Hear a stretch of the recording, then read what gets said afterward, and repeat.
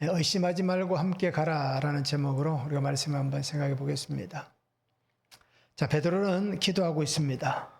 그런데 그 기도 가운데에 하늘에서 내려오는 큰 보자기 환상을 봅니다. 그 보자기 그릇 속에 각종 짐승이 가득하였다라고 성경은 얘기합니다. 그런데 그에게 들리는 음성이 잡아먹으라 라고 하는 음성이 들립니다. 자, 그래서 오늘 베드로에게 성령께서 얘기합니다. 이래나 내려가 의심하지 말고 함께 가라. 내가 그들을 보내었다 라고 그렇게 말씀하고 있습니다. 자, 의심하지 말고 함께 가라 라는 첫 번째는 환상 가운데 하나님께서 이루어 가실 일들을 말씀하십니다. 9절에서 16절입니다. 이튿날 그들이 길을 가다가 그 성에 가까이 갔을 그때에 베드로가 기도하려고 지붕에 올라가니 그 시각은 제6시더라. 그가 시장하여 먹고자 하며 사람들이 준비할 때에 황홀한 중에 하늘이 열리며 한 그릇이 내려오는 것을 보니 큰 보자기 같고 네 귀를 메어 땅에 들이었더라. 그 안에는 땅에 있는 각종 네 발 가진 짐승과 기는 것과 공중에 나는 것들이 있더라. 또 소리가 있으되 베드로야 일어나 잡아먹으라. 베드로가 이르되 주여 그럴 수 없나이다. 속되고 깨끗하지 아니한 것을 내가 결코 먹지 아니하였나이다. 또 두 번째 소리가 있으되 하나님께서 깨끗하게 하신 것을 내가 속되다 하지 말라. 이런 일이 세 번 있은 후 그 그릇이 곧 하늘로 올려져 가니라 라고 말씀합니다.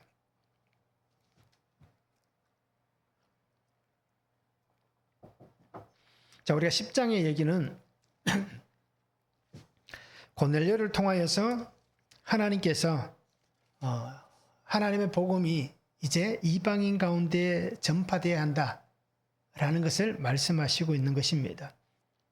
그래서 오늘 10장 앞부분부터 보면 이렇게 얘기합니다. 하나님께서 고넬료를 찾아갑니다. 그래서 하나님의 사자가 고넬료에게 얘기합니다. 베드로를 청하여 말씀을 들으라 라고 얘기합니다. 그래서 이 고넬료가 집 하인 2명과 자기 부하 중에 신실한 믿음의 부하를 한 사람 보내서 그렇게 베드로를 청하러 갑니다.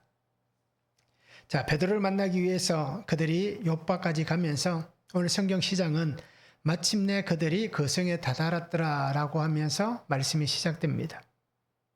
자, 그런데 오늘 성경을 잘 보시기 바랍니다. 그 시간에 베드로는 무엇을 하고 있었느냐? 사람들이 자신을 찾아서 길을 떠나고 그곳에 올 때에 베드로는 그 시간에 기도하기 위해서 지붕에 올라갔다라고 얘기합니다. 그래서 제6시 기도 시간이라고 얘기합니다.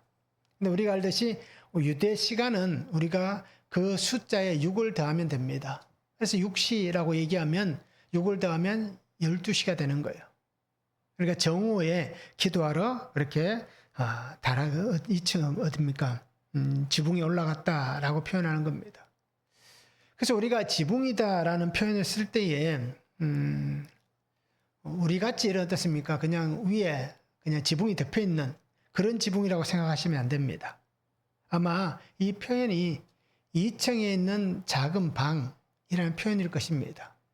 그래서 우리가 다락방이라는 표현을 쓰잖아요. 다락.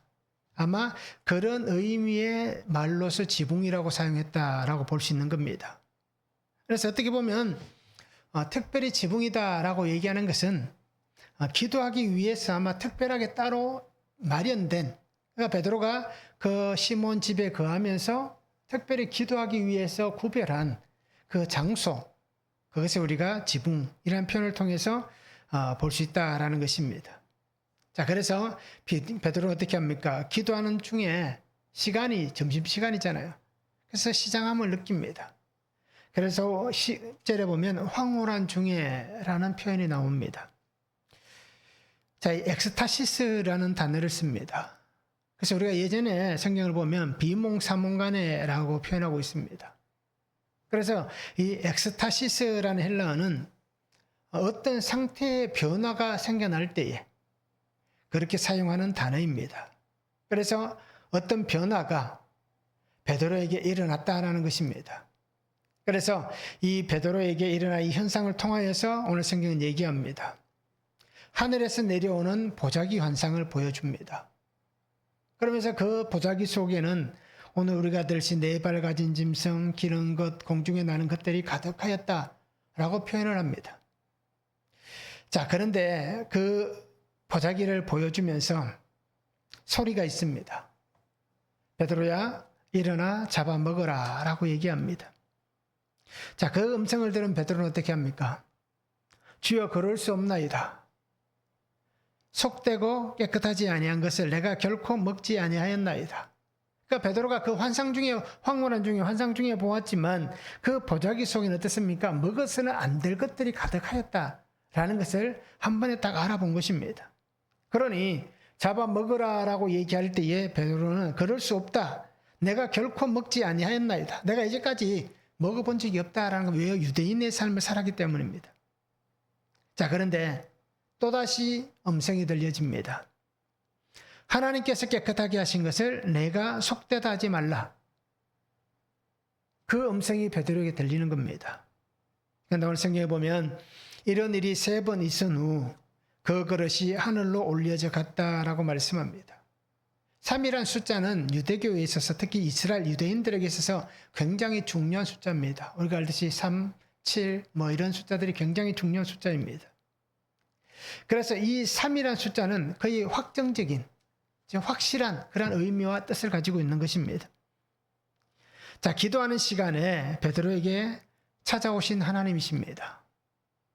그가 기도하러 다락에 올라갔을 때에 하나님께서 찾아오시는 겁니다. 그리고 베드로에게 말씀하시고 있습니다. 그런데 우리가 10장을 보아서 알 수 있듯이 먼저는 누구에게 찾아갔습니까? 하나님께서 동일한 일을 행하기 위해서 하나님이 먼저 찾아간 사람은 고넬료였습니다. 그래서 고넬료에게 하나님께서 말씀하셨고 또 오늘 이 시간에 어떻습니까? 베드로에게 찾아오셔서 하나님께서 하실 일들을 말씀하시고 있는 것입니다. 그래서 어떻게 보면 하나님께서 한 사람 또는 그와 연관된 구성원들의 구원을 위해서 하나님께서 같은 구원의 사건을 이루기 위해서 다른 곳이지만 동일한 말씀으로 하나님이 역사하신다라고 그렇게 말씀하실 수가 있는 것입니다. 그래서 하나님께서는 하나님의 일, 하나님의 그러한 말씀을 주시고 말씀을 가르치시고 어떤 방법을 주실 때에 하나님은 다른 것을 사용하지 않습니다. 똑같은 하나님의 말씀이 역사하실 수 있도록 동일한 방법을 통해서 하나님이 찾아와 주셔서 똑같은 목적과 의미를 가지고 하나님이 말씀하시는 겁니다. 그래서 오늘 성경은 하나님께서 분명한 뜻을 보이시면서 전달하시고 있다라는 겁니다. 그럼 오늘 성도님들이 한번 생각해 보시기 바랍니다. 하나님의 사람들이 하나님의 뜻을 깨닫고 분별할 수 있기를 원하시는데 하나님께서 만약에 똑같은 사건을 여러 사람들에게 말씀해 주시고 또 그것을 깨닫기를 원하신다면 똑같은 의미의 어떤 것들을 말씀하실 것이고 똑같은 어떤 환상을 보이실 것이고 똑같은 어떤 방법들을 하나님께서 제시하실 것입니다. 그런데 똑같은 일을 하시기를 원하시면서 각기 다른 것으로, 그죠? 서로가 분별할 수 없도록, 서로가 나눌 수 없도록, 서로가 어떻습니까? 이해할 수 없는 방법으로 하나님이 말씀하시지 않는다라는 것입니다. 그래서 하나님은 하나님의 역사하시는 뜻을 모두가 함께 신실하게 응답하며 이루어 갈 수 있는 그 방법들을 보여주시고 말씀해 주신다라는 것입니다. 자, 오늘 성경에 분명히 보시기 바랍니다. 베드로는 어떻습니까? 지금까지 자신의 삶에서 한 번도 행하지 않았던, 한 번도 보지 못했던, 한 번도 어떻게 보면 자기가 그것을 경험하지 못했던 그 방법을 통해서 하나님께서 말씀해 주시는 겁니다. 그런데 그것이 누구를 위해서? 고넬료를 위해서 보여주시는 거예요. 더 크게 보면 하나님께서 이 땅에 이방의 어떤 복음의 역사를 위해서 하나님이 보여주시는 겁니다. 그러면서 하나님은 고넬료에게는 어떻게 합니까? 똑같은 방법을 통해서 베드로를 청하라, 그리고 말씀을 들으라 라고 그렇게 말씀하고 있는 것입니다. 하나님은 분명한 목적이 있습니다. 하나님은 분명한 뜻을 가지고 계십니다. 그러기에 누구도 하나님의 목적과 하나님의 뜻에서 벗어나서는 안 된다라는 것입니다. 그리고 하나님께서 말씀하시면 그 하나님의 말씀에 오늘 우리가 아닙니다, 그것은 옳지 않습니다 라고 말을 해서는 안 된다라는 것을 분명히 보여주고 있습니다. 그것이 무엇입니까? 베드로가 얘기하잖아요. 나는 속되고 깨끗하지 아니한 것을 먹어본 적이 없습니다.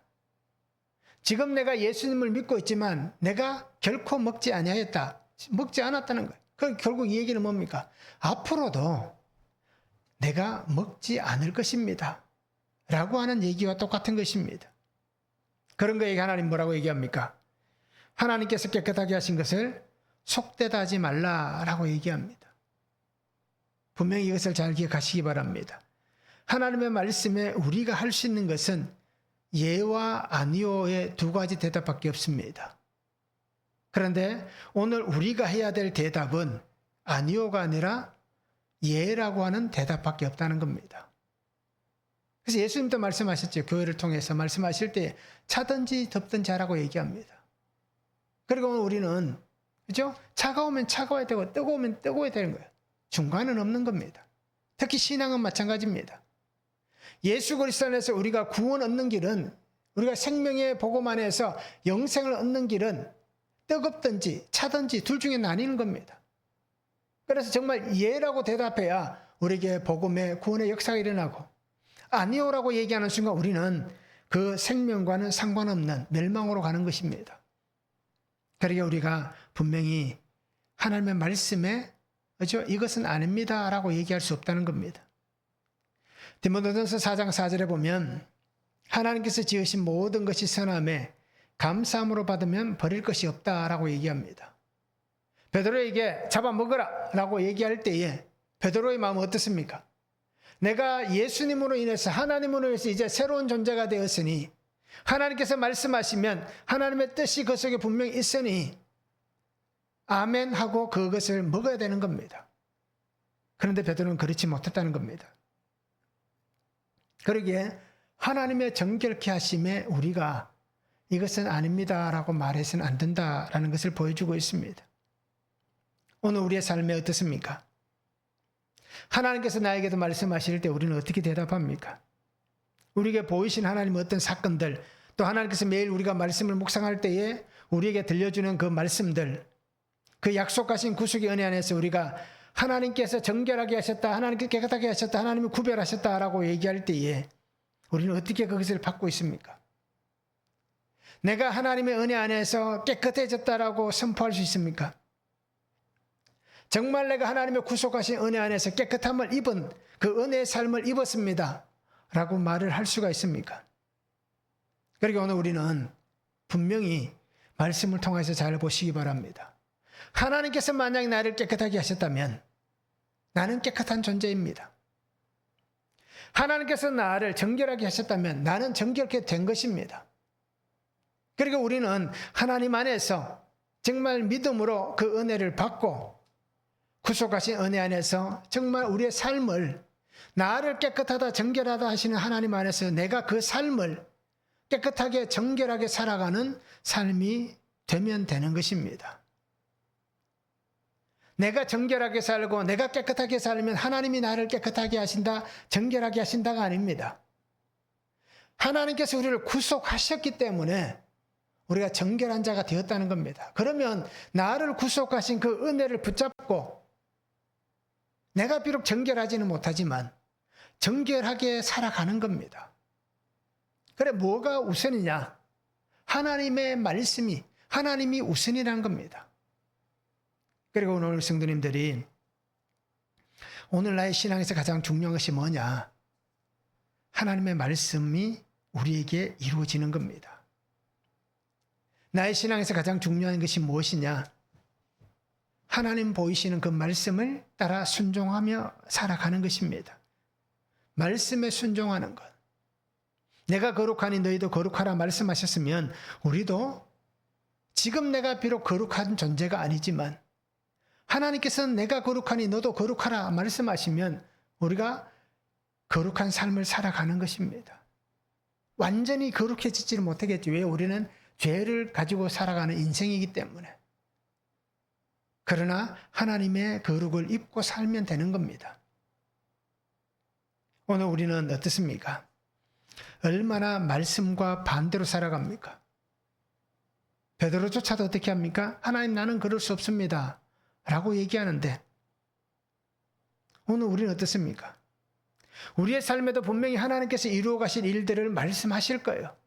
그것이 어떤 사건이든 어떤 일이든 어떤 문제든, 그것이 은혜일 수도 있고 고난일 수도 있고 시험일 수도 있고 기쁨일 수도 있는 거예요. 무엇이든지 간 하나님께서 우리에게 말씀하실 때에 우리는 어떤 삶을 살겠습니까? 지금까지 우리의 삶을 한번 돌아보시기 바랍니다. 제 삶을 돌아보면 말씀대로 판단한 시간보다는 내가 마음먹은 대로 판단한 시간이 많았습니다. 분명히 하나님은 죄를 묻지 않으시는데 나는 어떻습니까? 사람들을 정죄하는 시간이 많았습니다. 나 자신도 정죄하고 가족들도 정죄하고, 내가 보는 사람들 대화를 나누다가 이 사람 말하는 게 별로 좋지 못하다 하면 속으로, 겉으로는 표현 안 하지만 속으로는 그 사람을 정죄하기도 합니다. 그리고 이미 내가 결론을 내려놓고 상처를 주기도 하고 고통하는 일들을 만들어내기도 했습니다. 그러면서도 아무렇지도 않은 척하고 살았습니다. 그러면서도 믿음으로 살고 있고 말씀으로 사는 척하며 살아왔습니다. 그러니 따지고 보면 겉과 속이 다른 그런 삶을 아무렇지도 않게 살면서 겉과 속이 같은 척했다라는 겁니다. 그러니까 하나님 안에서 하나의 마음을 가지고 살고, 가정에서나 공동체에서나 어느 곳에서든 누구를 대하든지 하나의 마음으로 대해야 되는데, 이제 마음이 다름으로, 보여지는 것과 속이 다름으로 사람들을 만나고 그렇게 지금까지 살아왔다라는 얘기입니다. 그러니 이제 주님이 말씀하셨던 것 같이 속이 지저분하고 더러운 그런 인생을 살아왔다는 겁니다. 그러니까 오늘 우리가 말씀 가운데에서 주님께서 나를 용서하시고 나를 고치시고 새롭게 해주시기를 저도 기도하지만 우리 성도님들도 함께 기도할 수 있는 그런 시간이 되면 좋겠습니다. 한번 적용해 보시기 바랍니다. 하나님께서 구원을 위해서 나에게 보이시는 일들이 있습니다. 하나님 나에게 무엇을 보여주셨습니까? 혹 구원을 위해서 보이신 사건들은 무엇이 있습니까? 어떤 사건을 통해서 하나님의 구원을 보이시기를 원하셨는가라는 겁니다. 우리에게 분명히 이러한 일들이 많이들 있었을 겁니다. 한번 생각해 보시고 그때에 나는 어떻게 그 사건들을 대했고 또 그때에 내가 믿음으로 어떻게 행동했는지 한번 적용해 보시길 바랍니다. 우리에게는 편견이 있습니다. 내가 가지고 있는 편견은 무엇입니까?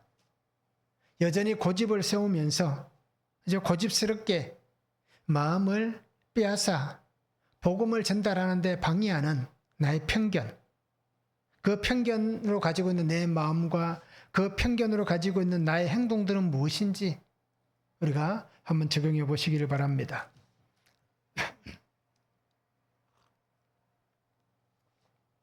두 번째는 의심하지 말고 함께 가라라고 말씀하실 때 구원을 위해 하나님께서 보내실 곳으로 인도하십니다. 17절에서 23절입니다. 베드로가 본 바 환상이 무슨 뜻인지 속으로 의아해하더니 마침 고넬료가 보낸 사람들이 시몬의 집을 찾아 문 밖에 서서 불러 묻되 베드로라는 시몬이 여기 유숙하느냐? 베드로가 그 환상에 대하여 생각할 때에 성령께서 그에게 말씀하시되 두 사람이 너를 찾으니 일어나 내려가 의심하지 말고 함께 가라. 내가 그들을 보내었느니라. 베드로가 내려가 그 사람들을 보고 이르되 내가 곧 너희가 찾는 사람인데 너희가 무슨 일로 왔느냐? 그들이 대답하되 백부장 고넬료는 의인이요 하나님을 경외하는 사람이라.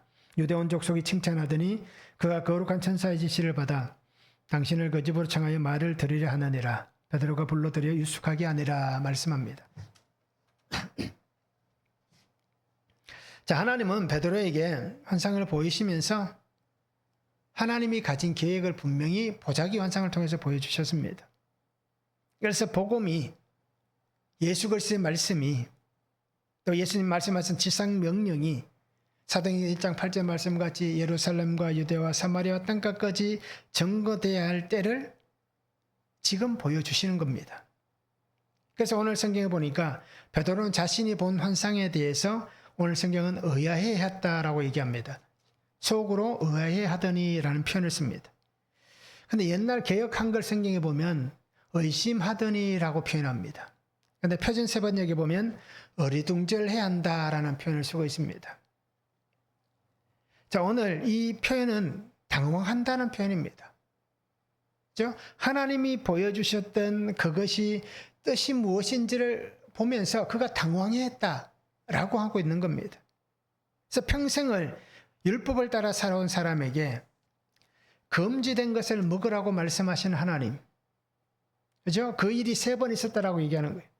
그러니 하나님의 말씀에 베드로는 당황했다, 그죠? 의아해했다, 의심했다.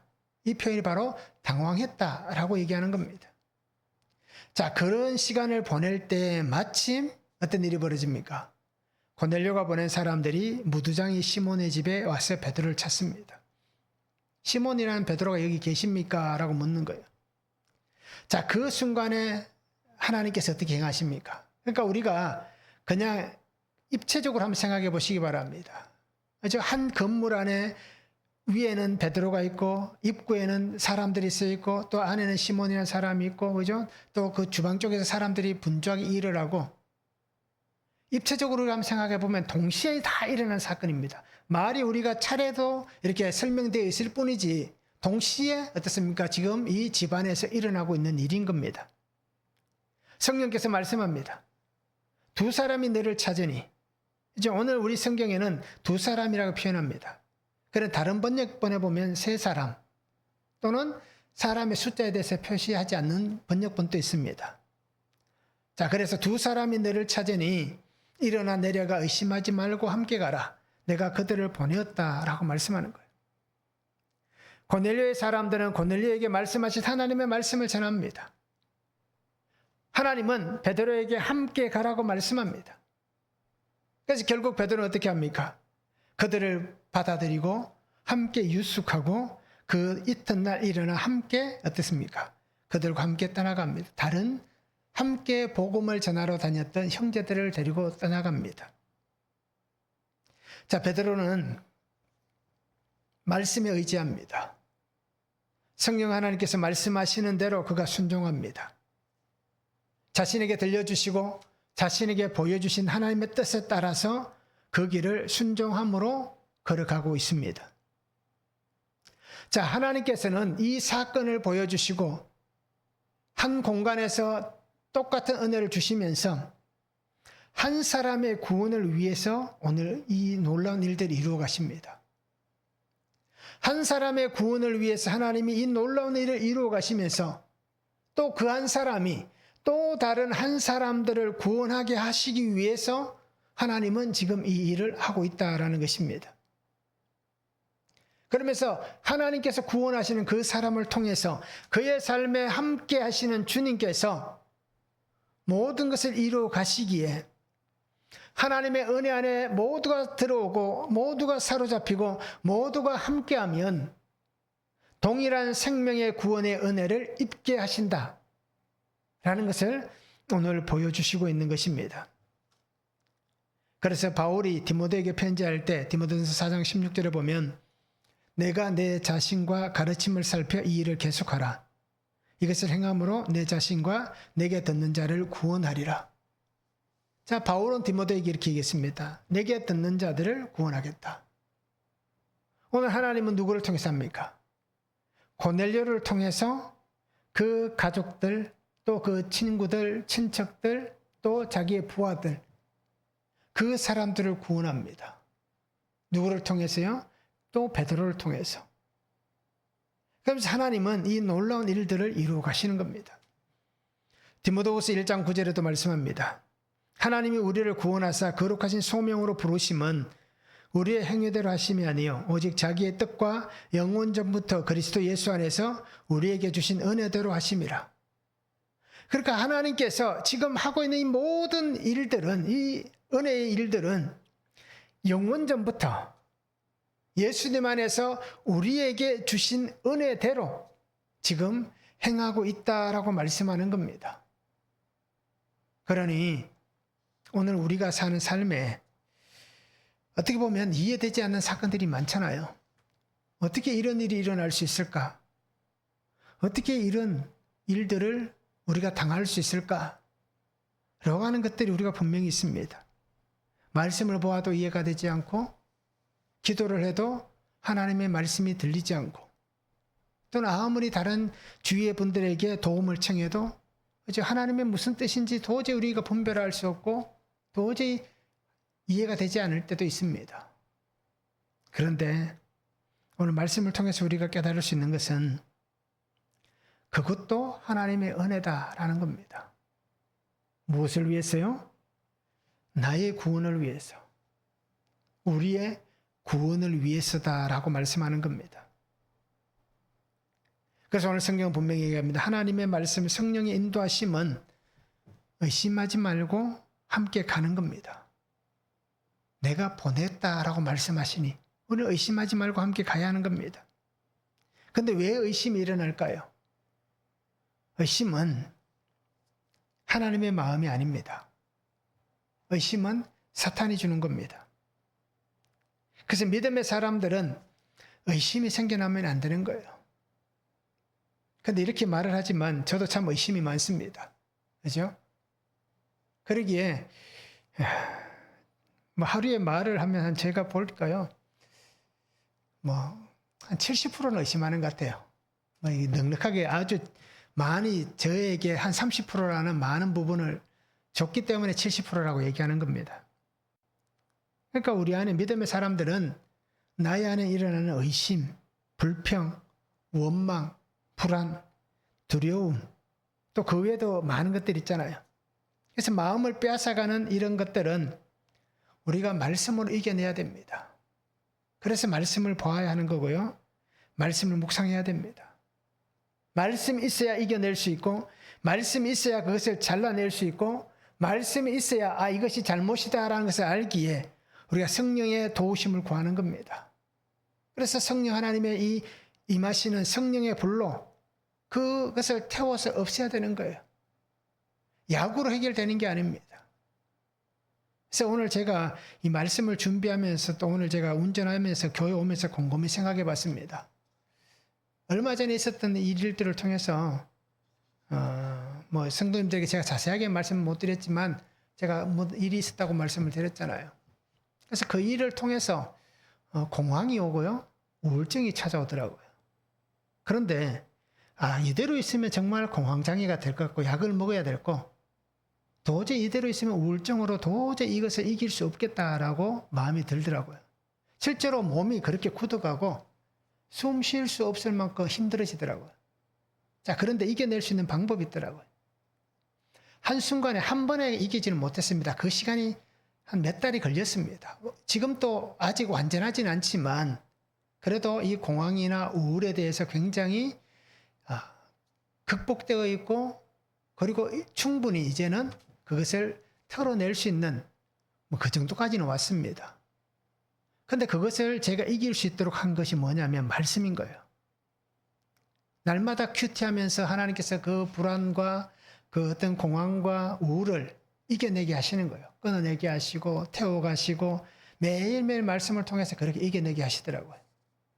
그리고 또 한 가지, 그렇게 말씀을 묵상하면서 또 한 가지 이길 수 있는 방법은 매일 시간 내서 그런 겁니다. 몇 달 동안, 지금도 왜 특별한 일이 없으면 매일 저녁에 1시간씩 걷습니다. 매일 그렇게 걸으면서 그것을 이기게 하시는 거예요. 숨 쉴 수 있게 만들고, 몸이 편안해지게 만들고, 몸이 움직일 수 있도록 하나님께서 그렇게 은혜로 주시더라고요. 그래서 이 의심은 어떻게 보면 불안과 공황과 우울이 질병적으로 찾아올 수도 있지만, 그냥 보니까 사탄이 주는 겁니다. 그리고 우리가 이것을 이기는 것, 그 삶을 살아야 되는 거예요. 그런데 쉽지는 않습니다. 저도 해보니까, 겪어보니까 쉽지가 않더라고요. 그래서 왜 쉽지 않느냐? 라고 보니까 첫 번째는 말씀이 없으면 안 되는 겁니다. 매일 말씀을 묵상하지 않으면, 또 말씀을 묵상하고 그것을 끝나는 게 아니라 그 말씀을 생각하고 그 말씀이 오늘 내게 어떤 은혜를 주신지 되새겨보지 않으면, 소가 여물을 먹고 되새김질하듯이 말씀을 계속해서 우리가 생각해보지 않으면 하나의 생각에 사로잡히면 그 생각에서 벗어나지 못하는 거예요. 그것이 머릿속에 꽉 들어와 있으니까 도저히 극복이 안 되는 겁니다. 그런데 말씀이 있으니까 되는 거예요. 근데 왜 못 이기느냐? 말씀이 없으면 그렇게 된다는 겁니다. 나에게 말씀하신 주님, 나의 예수님을 만나지 못하면 이겨낼 수가 없는 겁니다. 그럼 답은 간단하잖아요. 주님을 만나고 말씀이 있으면 되는 겁니다. 그리고 오늘 성도님들이 하나님께서 주시는 이 말씀을 잘 묵상할 수 있기를 원합니다. 그래서 매일 주님의 구속사의 이 권능과 은혜로 승리하며 살아갈 수 있는 삶이 되기를 원합니다. 구원을 위해서 인내하고 견디고 함께 이 길을 우리가 걸어갈 수 있는, 그래서 성도가 함께 손을 잡고 예수 그리스도 안에서 하나의 아름다운 집을 지어가며 그렇게 날마다 승리하며 살아갈 수 있는 그런 삶이 되면 참 좋겠습니다.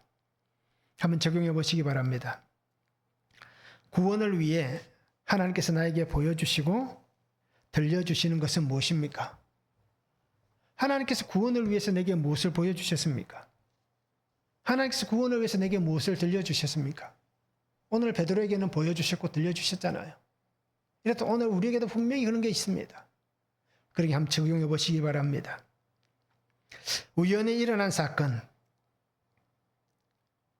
그것이 우연이 아니라 하나님의 일하시는 사건이다라는 것을 깨달은 적이 있습니까? 어떻습니까? 뭐 우연히 일어났겠지 라고 생각만 하십니까? 아니면 이것은 우연히 일어난 것이 아니다, 하나님께서 일하시는 하나님의 사건이다 라는 것을 깨달은 적이 있는지 우리가 한번 적용해 보시기 바랍니다. 자, 구원을 위해서 주님의 맡기신 이 사명, 이 삶이 오늘 우리에게 있습니다. 그리고 오늘 성도님들이 정말 구속사의 은혜와 능력으로 말씀을 붙잡고 살아가시길 바라고요. 나에게 맡기신 주님의 뜻이 신실하게 이루어질 수 있도록, 그래서 내가 날마다 말씀에 순종하여서 그 삶을 아름답게 살아갈 수 있기를, 날마다 주의 은혜 안에 거할 수 있기를 주님의 이름으로 축원합니다. 찬양합니다.